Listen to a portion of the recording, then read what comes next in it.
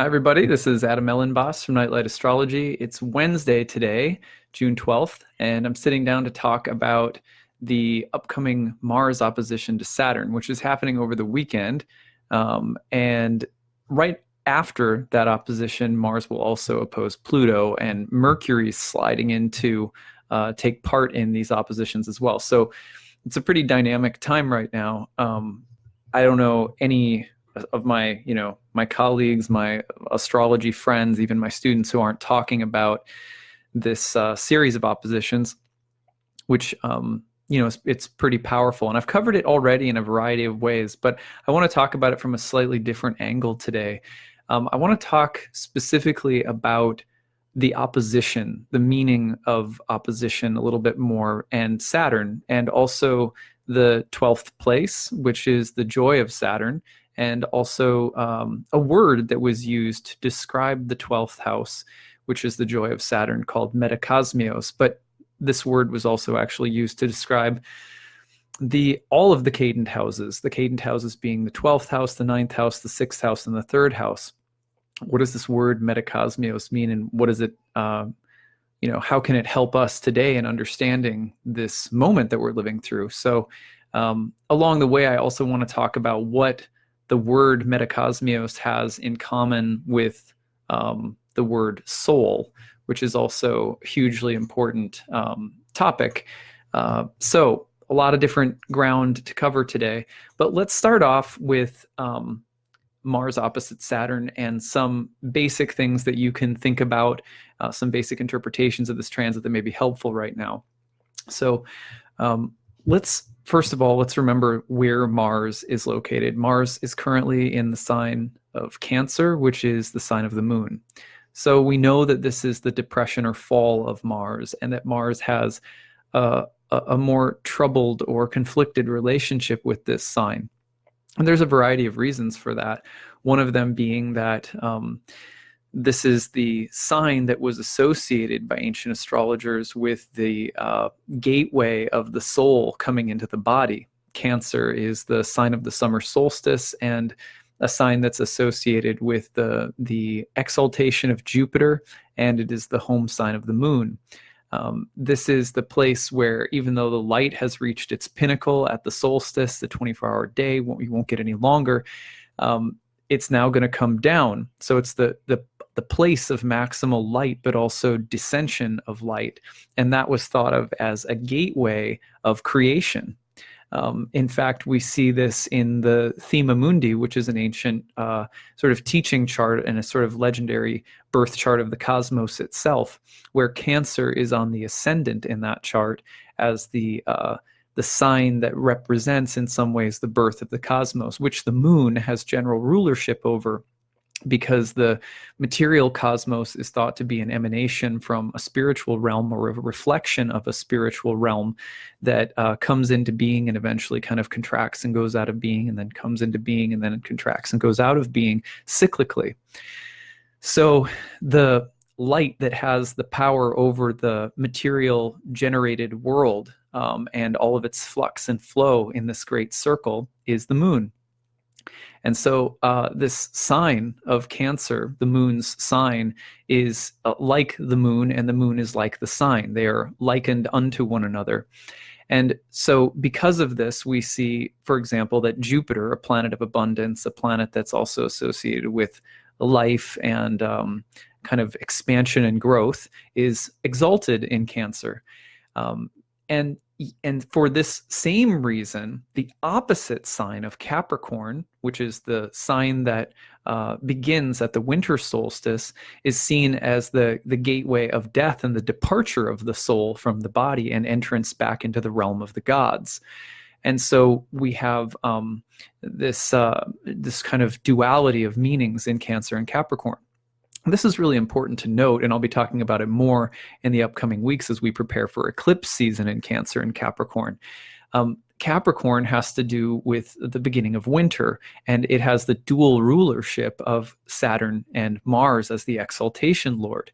This is reflective of the fact that winter begins the disintegration and separation process of soul from body.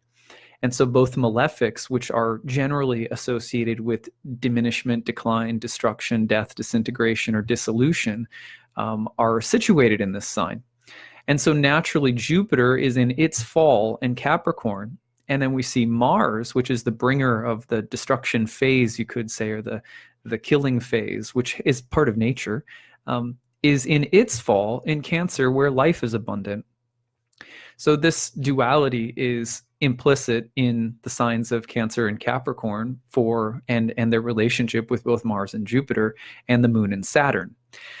So we could talk about that all day because it's very interesting. But what I want to get to is, again, just the baseline of this transit, which is understanding what Mars is like when Mars is in the home of the Moon.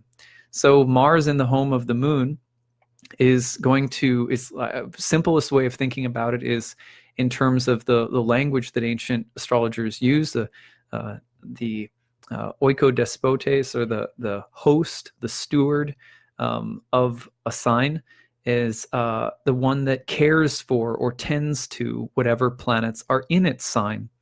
If a planet is in its own sign, it can kind of do its own thing without having to deal with the filter of a host. But if it is in the sign of another planet, then it has to deal with the host, right? That's pretty basic. So the Moon, or Mars in the sign of the Moon, in the sign of Cancer, will be provided for by Mars will be provided for by the Moon. So if Mars wants to do destructive things, or is involved with things like cutting, severing, violence, confrontation, hostility, warfare, also protection, courage, advocacy, bravery. But generally there's a confrontational energy. This is the god of war and strife, after all. Then the Moon is going to have to provide for those things. Well, what does the Moon represent, generally speaking, but the interconnected matrix of life? It's an ecosystem. And so when you have something that wants to cut, slice, divide, penetrate, confront, or demonstrate some degree of hostility, or wants to deal in confrontation and even death, and then you have to provide for it some kind of beautiful, interconnected, fluid activity or subject matter, that's when things can get really rocky. For example, if you just have looked at the news over the past month, you've seen, and I've mentioned this in a few of my posts recently, you've seen the topic of the rights of an unborn child versus the rights of a mother and having sovereignty over her own body. These are all Mars and Cancer topics, the abortion bans and abortion laws and so forth. Also, there's in the news today, I just looked at some of the headlines, and one of them was about a mother pleading for mercy for a father who had killed his children. This is kind of headline Mars and Cancer kind of stuff. But there's lots of other things too, right? I was looking last night and reminded of the fact that Robin Williams, had a Mars and Cancer, and he was kind of advocate, protector of those who were weak or vulnerable, and had an incredible way of bringing some kind of joy to people who were, either less fortunate or needed some cheering up, and he worked with animals. He had that really unique relationship with the gorilla. I forget the gorilla's name.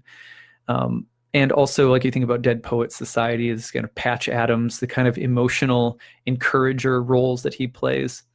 And so they're all on their desks saying, "Oh, Captain, my Captain," sort of, this kind of emotional. That's Mars and Cancer as well.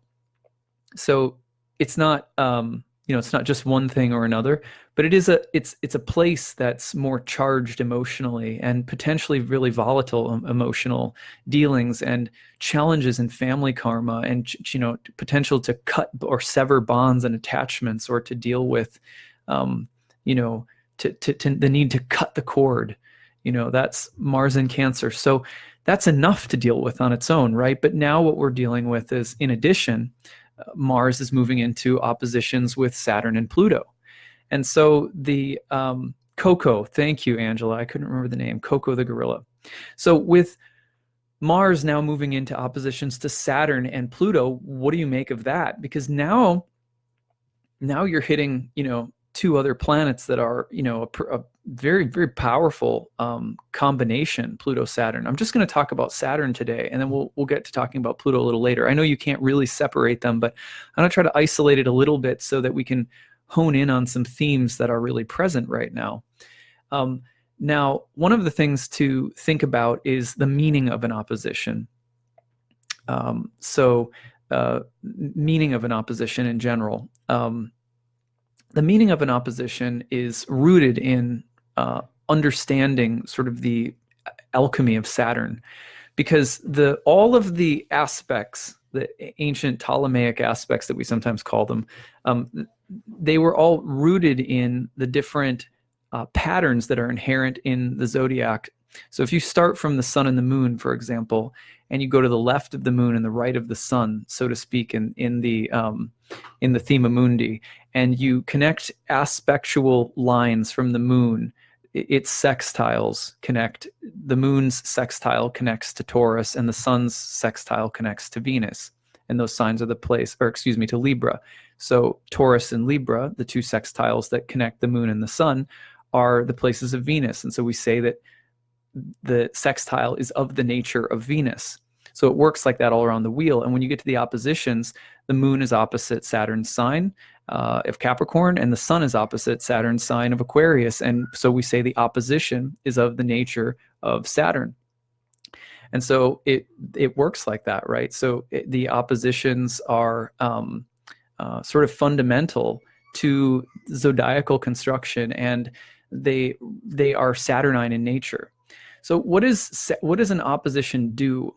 Well, you can read this in sort of subtle ways. For example, in some of the ancient texts like Rhetorius, when Rhetorius talks about planetary contrarieties, which are oppositions, and he talks about the archetypal polarities of certain kinds of planets. The way that oppositions are talked about are in terms of fundamental categories, archetypally speaking, that cannot change into one another. Like, for example, or cannot, experience some kind of fluctuation in a spectrum. For example, he talks about exaltations and falls. He talks about as a fluctuation within a spectrum. Like heat and cold, right? So you're either, you're relatively more hot, you're relatively more cold, you're kind of moving back and forth in the spectrum. Whereas there are other kinds of archetypal qualities that they don't blend, right? They're not blending. Like the difference between, sort of light or pitch black. When something is pitch black, it's like there's no light. And when something is light, then it's not pitch black. So you have more fundamentally opposed categories. So the oppositions reflect this kind of fundamental tension that can't be resolved because it's either one or the other, but it's not a blend. Now, in our world, in some ways, we have very little tolerance for the either or. We don't want things to be black or white, understandably.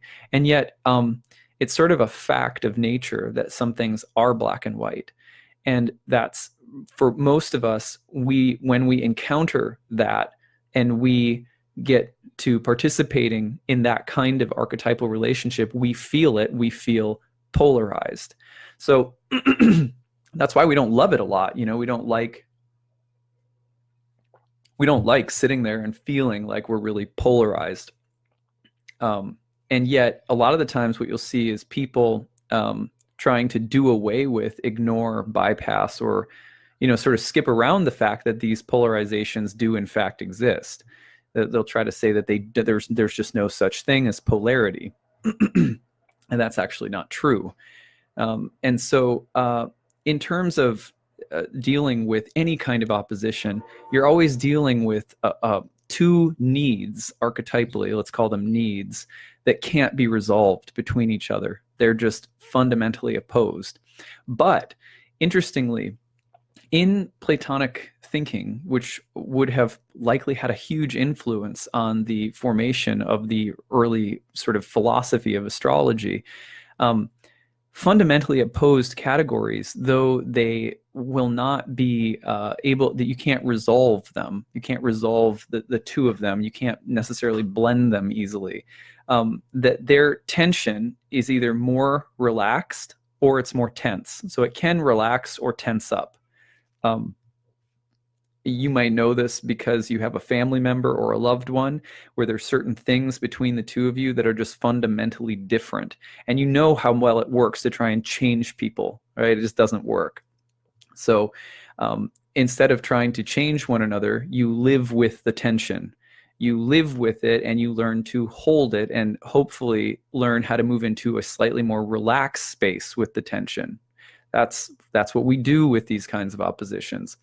But interestingly, you also know this, that when the tension is really extreme, you basically have two results that can happen. One is that the clash that happens when the opposition is really tense will result in a conflict and a separation. So let's just talk about this in relationships. When two people have too many fundamentally opposite qualities that cannot reconcile and you realize you can't change each other, sometimes you separate. So similarly, Saturn is the lord of separation and boundaries. Saturn is the wall that keeps the two things opposed and that also may lead to separation, abandonment, isolation, removal, right? It's related to orphans. Saturn is related to abandonment or being alone or even loneliness, withdrawal, right? So that is one result that can happen. However, those of you who have been in relationships, like we all have, and have learned to live with that tension and have seen that tension, it never goes away, but it propels dynamic creativity, that it somehow is a motor for creative production. What to speak of the oppositions that we each have within ourselves? For example, I consider myself an introvert. Like I don't love being around people, right? And yet my career is very extroverted, and that's a fundamental tension in me. Like the Myers-Briggs personality tests often express these kinds of tensions as well. Carl Jung was thinking about them and spoke about them at length in his work. But similarly, some of us have these tensions within ourselves that don't go away. They're either more tense or more relaxed, and we either face these internal schisms or separations, or we figure out how to deal with them and they become the motors of creative output. And that could be artistic, or it can sometimes be pathological, but they have a way of creating things. So the tension between the two that cannot be resolved produces a third. And the third is the not some kind of perfect balance or union. It's just something dynamic that's produced out of that fundamental tension. So it's important to address this right now because Mars is in an opposition with the Lord of Oppositions, Saturn, right? So when we hit oppositions in our life, in some ways you can just think about this transit in terms of oppositional conflict and tension in a very general way. But then you have to think about it, especially when it comes to some of the desires that Mars in Cancer may have right now. For example, Mars in Cancer may want to sever or cut a bond or an attachment or a cord, as we sometimes say. Mars in Cancer may wish to do that, but there may be some kind of dynamic oppositional energy or presence that says you just can't do that right now. For example, sometimes we want to quit a job, or sometimes we want to leave home. We don't want to live with our parents anymore. We want to get out of the basement, or there's some separation that needs to occur, some cutting or severing, and some action that may be catalyzed by a lot of strong feelings right now. That's Mars in Cancer for you. But it will face some kind of fundamental oppositional encounter. And that may make it impossible to take the action that one wants to take. On the other hand, sometimes we know we need to take an action. We know we need to, maybe sometimes there's a difficult emotional decision or impulse or initiating act that we need to take. But we're struggling to follow it because of the oppositional quality of Saturn, which can also represent things like inertia, or the feeling of being too conservative or too afraid, or sometimes a limiting force in the environment. So that tension right now is not going to go away. And one of the easy ways to really bump your head on this kind of transit is to try to push through it when maybe you can't, maybe you shouldn't. Every time that I'm really moving through the transit of the day, whatever it might be, or the week or the month, one of the things that I do is I cast the I Ching, because the I Ching has a way of providing kind of this almost Taoist-like wisdom in relation to the archetypes. So I'll cast the I Ching by asking, what do you have to say about Mars opposite Saturn right now? And I thought that this was very interesting, the response that came back in my meditation with the I Ching this morning. So here's what the I Ching had to say. The first hexagram that came back was a hexagram number 16, which is called enthusiasm. Now, the picture of enthusiasm, sort of elementally speaking, they're all very interesting. And you know, it's almost like a whole, if you like astrology, you think that's kind of complicated. You know, try the I Ching, because it's both mathematical and also incredibly philosophical, and very, very, you know, you can kind of like get endlessly lost in it. It's another really fun divinatory system. So the I Ching's hexagram number 16, called enthusiasm, it's the picture of thunder ripping and roaring out of the earth. And it's the idea of something splitting out of the surface with great zeal, or enthusiasm, or excitement. And that's a good picture for Mars in a water sign, which is like the thunder ripping out of the earth, trying to push out through the opposition of Saturn, which is the you know, the earth, or the limitation. So the picture that the I Ching shows us again in hexagram 16 is that of thunder sort of ripping out and splitting out of the earth. And I thought, wow, that's a really perfect hexagram. But the teaching of hexagram 16 is even more interesting. So the teaching of hexagram number 16 is twofold. One, okay, so there's even though this hexagram talks a lot about enthusiasm, almost all of the lines are either difficult or negative, or even filled with some kind of cautionary advice. The hexagram on the surface just looks like, you know, if you've ever just burst out into song, or if you've ever burst out into dance, or, you know, like how many of us love a good musical? You know, you see a musical, and I see this with my kids, right? Even watching Mary Poppins, all of a sudden the tension in the scene reaches a place where you just burst into song. And that's enthusiasm. That's hexagram number 16, where the tension can't be held by normal conservative orderly processes anymore. It has to be expressed in imagination, in song, in rhythm. The normal framework of time and emotion has to be let go of, and something has to break through. And my kids, like my daughter, who's only almost a year old, and then my 3.5-year-old, like when those little moments come, and what are the cute little musicals that we watch sometimes, they're just filled with delight. And it brings me back to that delight too, right? And I think we're all like that. We're all waiting sometimes for life to resemble more of a musical. Not that, you know, we necessarily want our lives to be any more dramatic than they are, or it's not that we want our lives to be cheesy or anything like that. Some people really don't like musicals. I get it.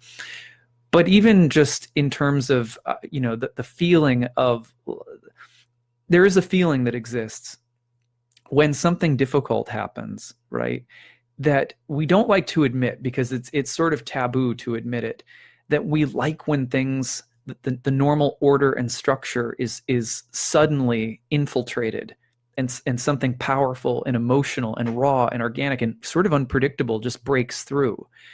And it's sort of sacrilege to admit that we like that, but we do.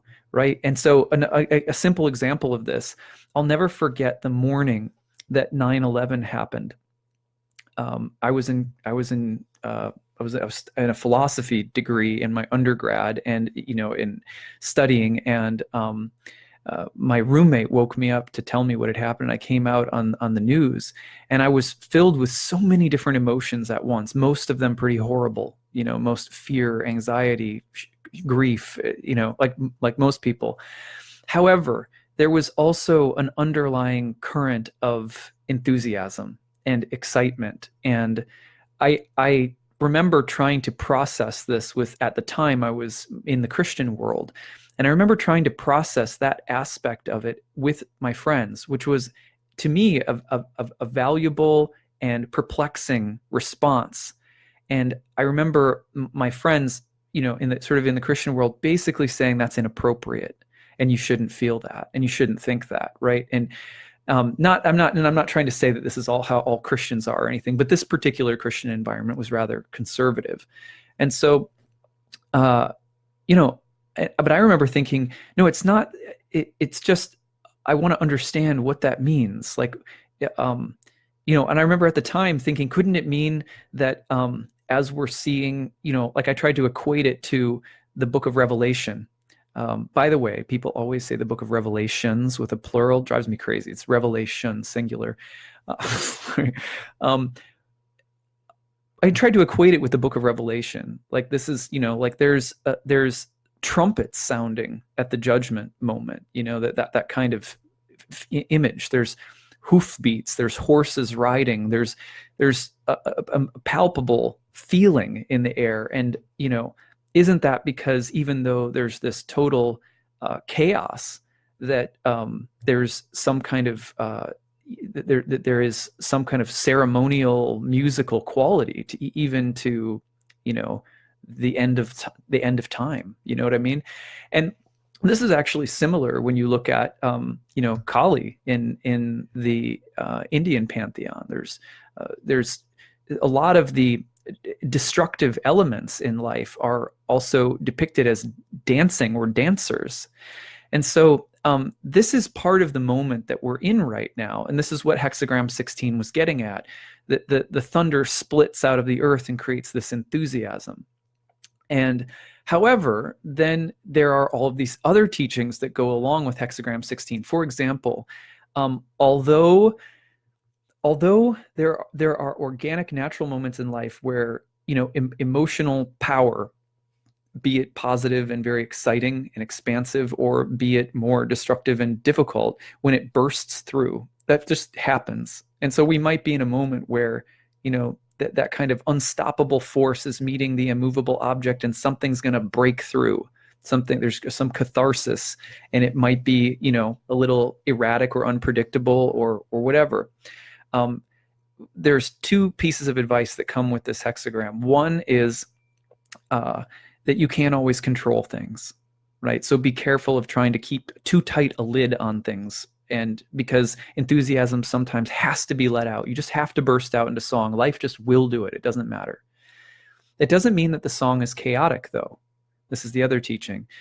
It doesn't mean that the music and that when those spontaneous moments come, that we should therefore abandon order, rationality, some sense of the proper place and time for things to move along.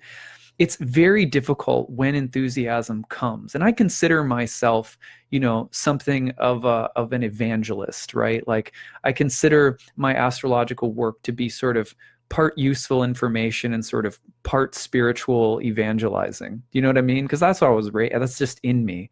And of course, I was born with sun and in Cancer and moon in Capricorn. So there's that same duality that the emotion sometimes just has to break through. And okay, so when it does break through, you can't keep too tight a lid on it. That's on the one side. But on the other hand, when it does break through, it's oftentimes a really bad time to make big decisions, right? So for example, when really big stuff happens and you're in the midst of a really turbulent, kind of erratic period where the dam has broken. You know what I mean? The dam has broken. In fact, interestingly, I had a dream a few nights ago. That's why I'm saying this. I had a dream of a major dam breaking open and just pouring, just water just pouring through. And So, and I was, after the dream, I was reminded, oh, that's so Mars opposite Saturn, you know, Mars and Cancer opposite Saturn. But it's not a great time when that flood comes to make major decisions or to take major initiatives. I'll tell you another story. One time when I was in the last semester of my time in college, I was working as a debt collector. I was collecting debts for people who, on the telephone, for people who did not pay their newspaper subscriptions. It was an awful job, but it was flexible with my school schedule and it paid well. So I was like, all right, whatever. So I had this job. I didn't last long, by the way. I quit pretty quick, very quickly. But at any rate, during this job, and I would there was like an auto deposit. It was kind of brand, if I remember it correctly, there was this brand new option they were offering, and it was like you could get your paycheck automatically deposited into your bank account, which I know is nothing new now, but and so I was pretty excited about it. And one morning when I woke up, there was like 3 times the amount of my paycheck in my bank account, right? Oh my God.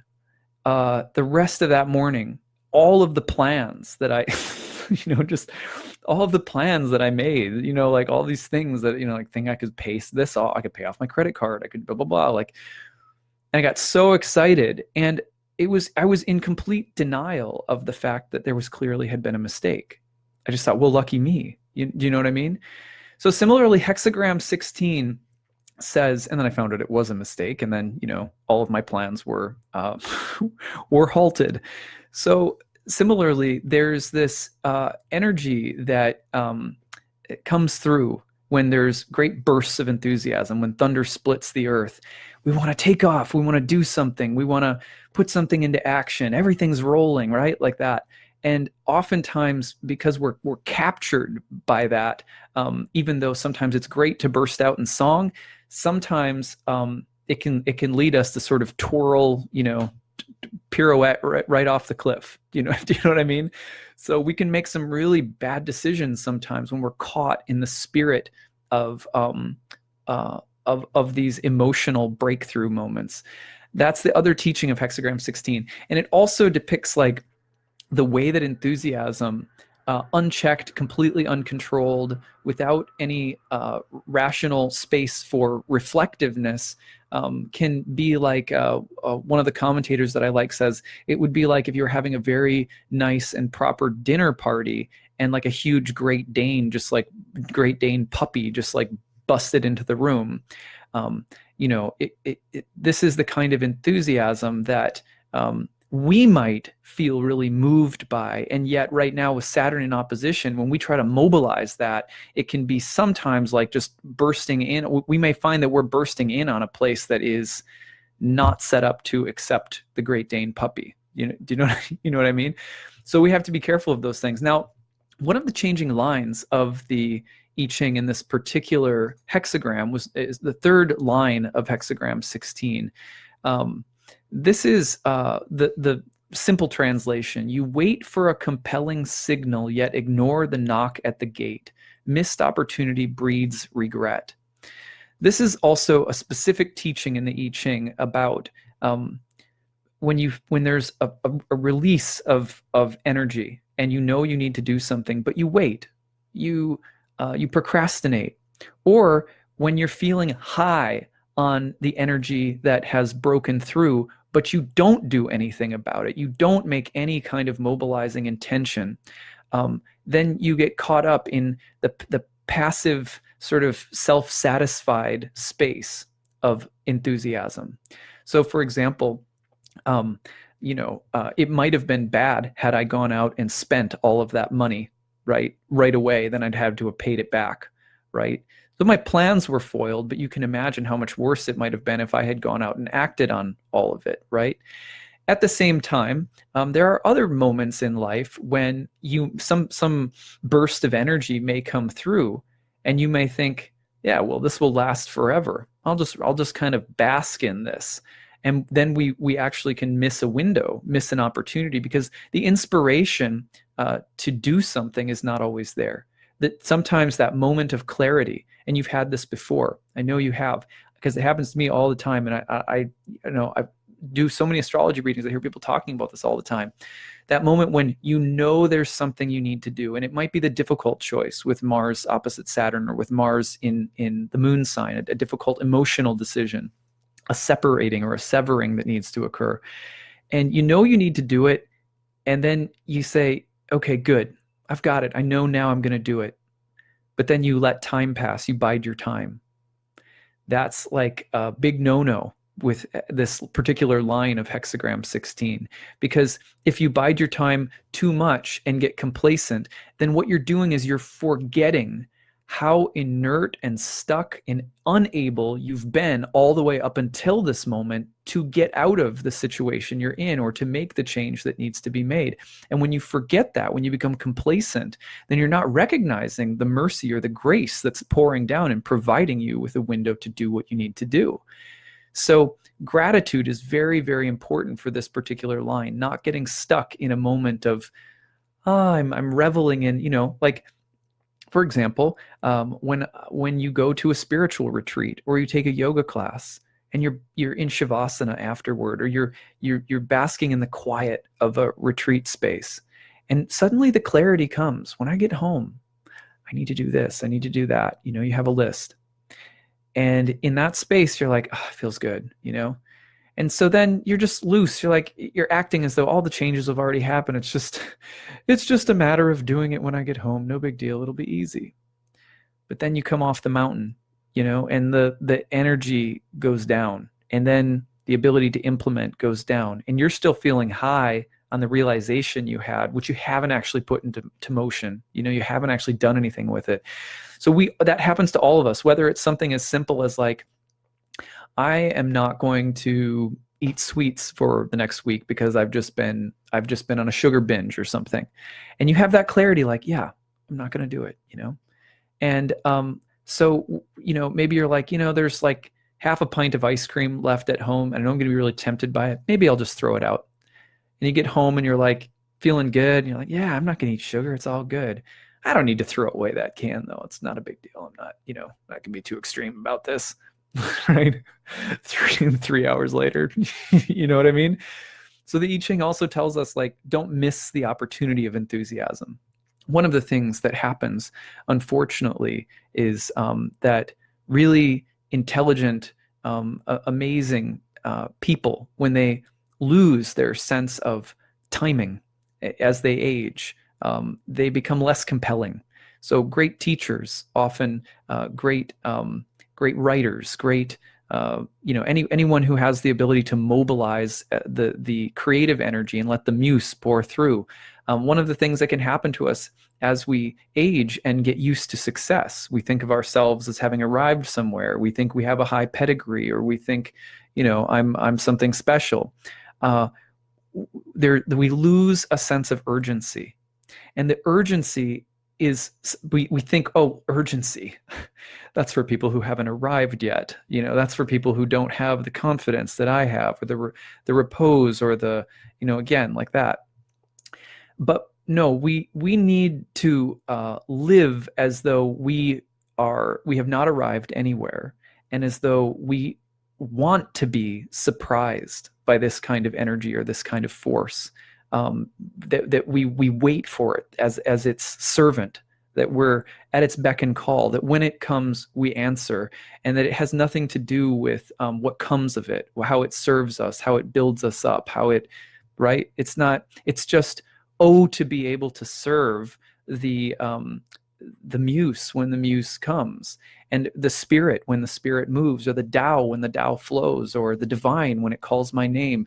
Just that being in that attendant, waiting position, humble, not expecting that we will be chosen, or that, because I've been chosen before to do something or to be a part of some exciting movement of energy, that I will be again. No, we stay humble. The changing hexagram that results out of hexagram 16, line 3, is called lying low. And it has to do with being in the attendant position, which is when we're humble, when we have a practice of putting ourselves into the negative, the receptive, the low place.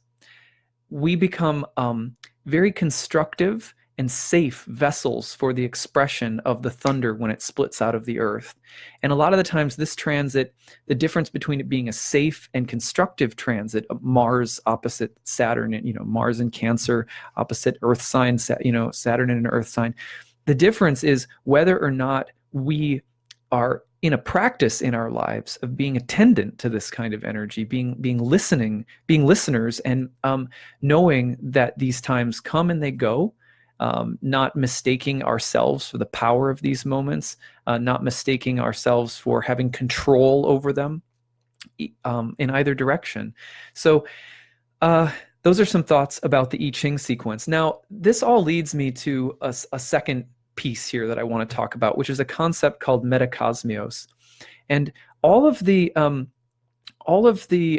cadent houses in astrology, houses 12, 9, 6, and 3, each of these places you'll find referred to in ancient astrology as a place of the Metakosmios. What is the Metakosmios? Well, first of all, there's, unfortunately, in some of the ancient language about astrology, certain houses in astrology are referred to as sort of busy or inactive, right? And this language also goes along with the language of strength. Like, this is a strong house. This is an active house. That's a weak house. That's it's not very busy over there. But we need to be really careful, because there are multiple different contexts in which the meaning of a house is applied. So, for example, sometimes you want to know how active a planet is going to be in an individual's life, how much of a dominant effect the planet might have in the life as a symbol, as an archetypal symbol in the psyche or the soul, or just as a kind of administrator of the person's fate. So when you're looking at the angular houses, you're thinking about places where planets are very busy. They're sort of dynamic and they're speaking loudly, right? And then sometimes we'll say, planets in the cadent houses, they may not be like as loud or busy or something like that. And then sometimes we kind of conflate that with a planet being strong or weak. And there's appropriate times when that language is useful. But what happens is when people read some of that language, they go like, oh man, like what? Planets and houses are just about whether something's strong or weak, how famous I'm going to be, or how effective or ineffective I'm going to be. You know what I mean? Like, I'm not interested in that. That sounds kind of shallow. So understandably, people get a little skeptical about this. But there are also these very interesting other words that are used by ancient astrologers to describe houses that we should also pay a lot of attention to. Now, the reason I'm saying this is because Saturn rejoices in the 12th house. That's its kind of archetypal association in ancient astrology, is with the 12th house. And the 12th house is also called Metakosmios. And so what are these Metakosmios houses, and how is Saturn in particular related to the Metakosmios, and how can that help us understand this moment that we're in, which is an oppositional Saturnine kind of moment, an opposition between Mars and Saturn? So I thought, let's talk about the Metakosmios, because that's sort of Saturn's world in a sense. Now, there's a lot of different information out there that you might find interesting, but here's Epicurus, who is a famous philosopher that is around 3rd or 4th century BCE, and would have been well known at that time in the Greek world as Hellenistic astrology is sort of being born. So I believe that his understanding of what Metakosmios means probably is important for us as astrologers. We don't see anyone directly referencing, Epicurus in the body of a Hellenistic source text. But he had a lot to say about Metakosmios, which is a word that's used for all of the cadent houses and also the 12th place where Saturn rejoices. Interestingly, Mars, the planet that is currently opposing Saturn also rejoiced in the 6th place, which was called Metakosmios. The 3rd and the 9th place were the places that the sun and moon rejoiced. So the malefics and the lights, the quintessential bringers of life and light and death and darkness, exist in the Metakosmios, which are the fundamental components of what an opposition is based on, the irreconcilable difference between darkness, like pitch black, and light. You think about it that way, as I said earlier. So Epicurus used this Greek word metakosmios, which is derived from the word metakosmio, which means to rearrange, to modify, or to change some aspect of something. So the Metakosmios, you could think about it thus, these cadent houses, as a place where there is some kind of rearrangement or metamorphosis that is occurring. And that there's some kind of essential transformation, but also potentially a confusion, a blurring of boundaries, and some kind of new arrangement that results. Well, this is, again, very similar to the meaning of an opposition, where there is some kind of fundamental two categories that are sort of irreconcilably different. And then through their interaction, through their tension, some third is produced.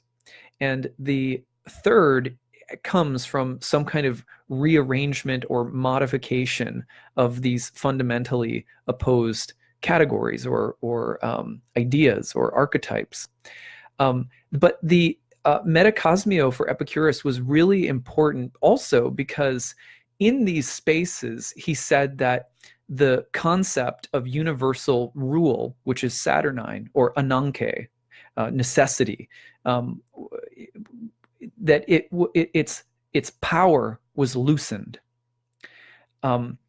which means that in the absence of the stronghold of ananke or necessity would allow these intermediary spaces to emerge, and you would therefore find yourself in a place of wandering or exile or traveling, or which the word travel comes from the word travail, by the way, which is like a device of torture. And for the people in the ancient world didn't have a really high opinion about traveling a lot of the times.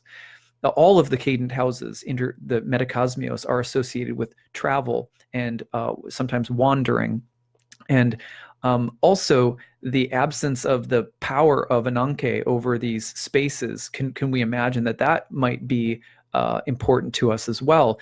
Because according to Epicurus, in these intermediary spaces where ananke's hold was loosened, there was a sense of being betwixt and between, which is of betwixt and between, neither of one category nor of another, and neither fully of one nor of the other. And you see Saturn, as the lord of opposition, holds the absolute, the sense of absolute distinction between two things. And yet, what we commonly forget about Saturn is that Saturn also holds this interesting place of dissolution. Prior to the appearance of Neptune in the language of ancient astrology, Saturn as the bringer of winter is the bringer of dissolution and disintegration. And in fact, when Neptune is discovered, it's in a conjunction with Saturn. There is this old sense that Saturn has of being associated with water and with dissolution and with the storms that come in and bring rain, and the idea of Saturn as a liminal planet, as a planet that stands at the threshold or gateway between one world and the other, is also there. So Saturn itself has always been this dual symbol, also displayed as Janus, the god of, sort of a god of time that can look in two directions at once, past and future. But there's a duality in Saturn that's not often recognized. And so this is why, in a sense, all oppositions also have this weird capacity, while holding these irreconcilable differences, to create these liminal spaces. For example, if you've ever been in a fight with somebody and you just are at odds with each other, and let's say it's your loved one that you live with, and then you don't speak to each other, you don't address the tension, you just let it linger in the air for like 3 days. Have you ever done that before? And then finally there's like a blow up, right? But we don't talk a lot about what's in that 3-day space. What kind of small gesticulations and movements and shifts are happening in that small space of the 3 days where the tension is being held, and I'm not going to talk to you and you're not going to talk to me, and I'm right and you're wrong. And in that space, things are happening. They may not be busy, they may not be active, the tension may fill the air. It's almost like being asleep sometimes. It's a form of ignorance or ignoring something, and that's Saturn as well. But then something moves and something comes out of this. Samuel Taylor Coleridge used this term, similar term, to describe a space between thought and reality. So think about how you hold that tension for 3 days with someone before you actually address it. You're sort of in between thought and reality. You're holding all of these, I'm pissed off, I'm right, I'm blah, blah, blah, you know, and the other person might be feeling the same stuff, and you might be acting as though nothing is the matter, but actually there is something the matter, right? So there's this weird intermediary space. All of the Cadent houses are like this. All of the Metakosmios houses are like this. So what I would venture to say is that when we face an opposition like this, we're not only in a place where the tensions are mounting, and then, you know, very possible that everything will break through. And we've got all that teaching from the I Ching about when the breakthrough happens and how to deal with the thing that wants to come ripping into the room like a Great Dane puppy. So there's all of that. But there's also the space of the tension itself.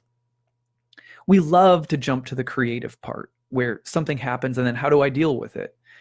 But the Metakosmio is also the Saturnine place of the tension that's being held and the space of living in that tension for a little while. In some ways, that is a very deep sort of esoteric way of understanding all of the Cadent houses, but specifically the 12th house. So when you're in the 12th house, sometimes it's like you're in a liminal space, or you're in a kind of in between, you're betwixt in between. Not surprisingly, this house is sometimes associated with the labor pains of women prior to birth. It's a betwixt in between. The tension is there. You're in the birth process, but it hasn't yet been born. It precedes the ascendant. The sign in the 12th will precede the ascending sign, which are the hours just before birth happens. That's the labor pain. So that world is deeply associated with the soul.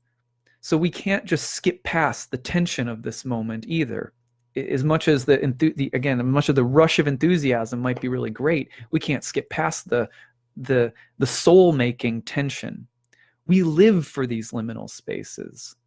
These liminal spaces are fertile, and they are, if we can learn to love that space, then we're building something that's really great. I'm going to read you a few passages from James Hillman to close today. This is what James Hillman had to say about the soul. We are not dealing with something that can be defined, and therefore, soul is really not a concept, but a symbol. Symbols, as we know, are not completely under our control, so that we are not able to use the word in an unambiguous way, even though we take it to refer to that unknown human factor which makes meaning possible, which turns events into experiences, and which is communicated in love. The soul is a deliberately ambiguous concept, resisting all definition in the same manner as do all ultimate symbols which provide the root metaphors for the systems of human thought.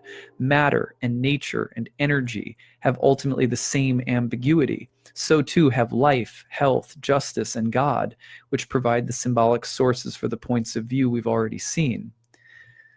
Here's I want to read a few more quotes. That's a beautiful quote about the soul and the way that the soul itself is an in-between space. It's because the soul is a place where all different kinds of tensions, meaning relationships, are mediated. By soul, I mean, first of all, a perspective rather than a substance, a viewpoint toward things rather than a thing in itself. This perspective is reflective. It mediates events and makes differences between ourselves and everything that happens. Between us and events, between the doer and the deed, there is a reflective moment. See, there's the Metakosmios, the in-between space, where the tension exists between things. Hillman is saying that's the place, that's the soul, and it's not a thing. It's a way of relating. Between us and events, between the doer and the deed, there is a reflective moment, and soul making means differentiating this middle ground. Differentiating the middle ground. That means basically Hillman is saying when we feel the tension of an astrological opposition, for example, like we all might be feeling right now, in some ways much more important than what happens, what results, what changes, all of which just takes us tumbling down a path that just continues in the cycles of the universe. Much more important is how we work into the tension of the space that precedes the thing that happens as a result of the tension. How do we work into that space? Because the middle ground is the soul-making ground. First, soul refers to the deepening of events into experiences. How often do we give ourselves time to let an event transform into an experience? Not very long, since it takes us 2.2 seconds to memorialize our memories on Facebooks or to instantly grab our experiences and share them. That's not a transformation of event into experience. That's a reporting on events and a way of trying to be identified with events prior to actually having them become experiences. He says, first of all, soul refers to the deepening of events into experiences. Second, the significance soul makes possible, whether in love or in religious concern, derives from its special relation with death. That's very interesting, because Hillman speaks of this at length throughout the whole body of his work. But one of the things that keeps us in the middle ground of the tension rather than running from it and seeing what's in that space is the recognition that, you know what happens once the enthusiasm breaks through and something happens and some series of events takes place and we get gripped by that? Yeah, eventually we come down. There's a hangover that comes afterward. The joy fades away and the thing dies, and then the next thing starts happening, and then the next thing eventually dies. If we have any understanding of impermanence, any tiredness or boredom of thinking that our life can be made happy by tumbling along through all of these events endlessly, then we start to cultivate a reflective space. And in that reflective space, the reality of impermanence causes us to want to stay in a place that does not tumble off endlessly into the impermanent cycles. So when Hillman says that death is a vital perspective for the soul, what he's really saying is not very different from what the Buddha has taught us or what so many other mystical traditions have taught us. How do you stay in a soulful place? Remember that when you lose the soulful middle ground, when you lose the tension of a soul that's real, that's in real relationships that never stop being real in every moment, if you lose that perspective, you go tumbling off. If you don't lose it, you stay close. This is also what's meant in the second part of the hexagram reading when hexagram 62 came up and said, lie low, be in attendance of these tensions, but don't get taken by them. Because when we're taken by them, we don't actually get to experience a relationship with them. Right? We tumble off, we lose ourselves. So the perspective of death and impermanence is very important to the process of soul making. So here's a few more. Psychology inherently assumes superiority over other disciplines because the psyche of which it is the advocate does indeed come before any of its compartmental activities, departmentalized into arts, sciences, or trades.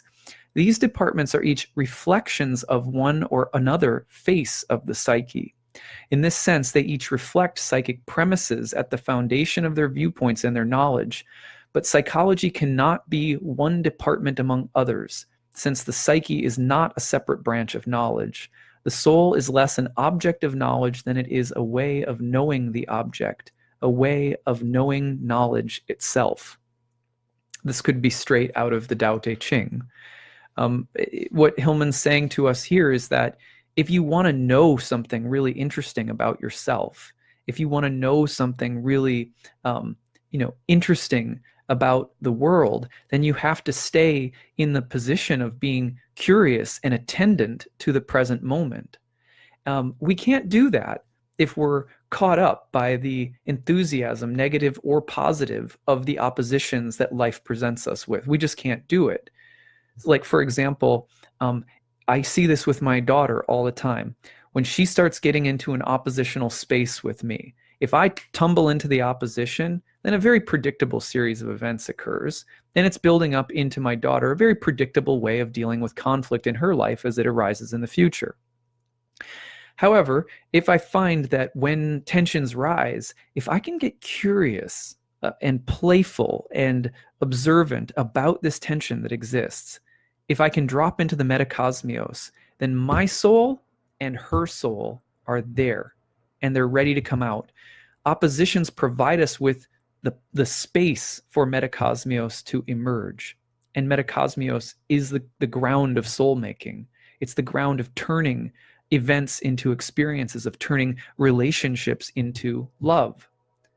Love is not something ultimately that has to do with resolving tension. Love is a way of attending to tension. There's a big difference. So Hillman didn't like our soul to be nailed down into a metaphysical category, and he didn't like oppositions, and probably wouldn't. His son is an astrologer. He probably, wouldn't like astrological oppositions and interpretations of those oppositions to strip away the necessity of living inside of them somehow. As there's an old adage that I found on a comment thread about Hillman: he who knows does not tell, and he who tells does not know. You think about being a knower who does not tell.